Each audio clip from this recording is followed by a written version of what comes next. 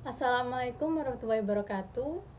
Perkenalkan, nama saya Sophie Nadia dengan NIM C0E025006. Baiklah, di sini saya akan mempresentasikan tugas mata kuliah perpajakan 1. Baiklah, kita lanjut ke materinya. Stelsel pajak. Stelsel pajak adalah sistem atau cara pemungutan pajak berdasarkan waktu, penetapan, dan perhitungannya. Kemudian, macam-macam stelsel pajak. Yang pertama itu ada stelsel nyata atau real, yaitu pajak dihitung berdasarkan penghasilan yang nyata, diperoleh pada akhir tahun. Yang kedua itu ada stelsel anggapan atau fiktif, yang dimana pajak dihitung berdasarkan perkiraan atau anggapan, biasanya itu dari tahun sebelumnya. Yang ketiga itu ada stelsel campuran, yaitu gabungan antara stelsel nyata dan stelsel anggapan. Kemudian, kendala pajak. Kendala pajak adalah hambatan dalam pelaksanaan pemungutan dan pembayaran pajak.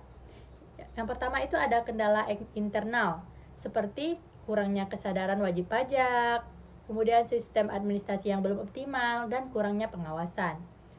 Yang kedua itu ada kendala eksternal, dan ada juga beberapa contoh, yaitu seperti kondisi ekonomi masyarakat, kurangnya pemahaman pajak, ketidakkepercayaan pada pemerintah. Selanjutnya, perlawanan pajak.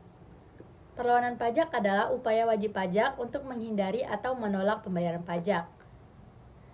Jenis perlawanan pajak itu ada, pertama ada perlawanan pasif, kemudian tidak sadar pentingnya pajak, kurangnya pengetahuan pajak, perlawanan aktif, tax avoidance atau penghindaran pajak secara legal. Yang kelima itu ada tax evasion, yaitu penggelapan pajak secara ilegal. Kemudian, pihak yang terikat dalam perpajakan. Yang pertama ada pemerintah atau Direktorat Jenderal Pajak. Yang kedua itu ada wajib pajak, orang pribadi atau badan. Yang ketiga itu Fiskus, yaitu petugas pajak. Yang keempat konsultan pajak, dan yang kelima pengadilan pajak. Selanjutnya penggolongan pajak. Penggolongan pajak berdasarkan golongan. Yang pertama itu ada pajak langsung, contohnya PPh, pajak tidak langsung, contoh PPN. Yang kemudian ada berdasarkan sifat. Yang pertama, pajak subjektif, yaitu memperhatikan kondisi wajib pajak. Yang kedua, pajak objektif, yaitu berdasarkan objek pajak. Kemudian, berdasarkan lembaga pemungut. Yang pertama itu ada pajak pusat, yang kedua ada pajak daerah.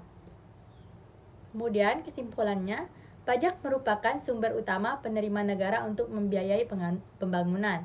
Kemudian, stelsel pajak menentukan cara dan waktu perhitungan pajak.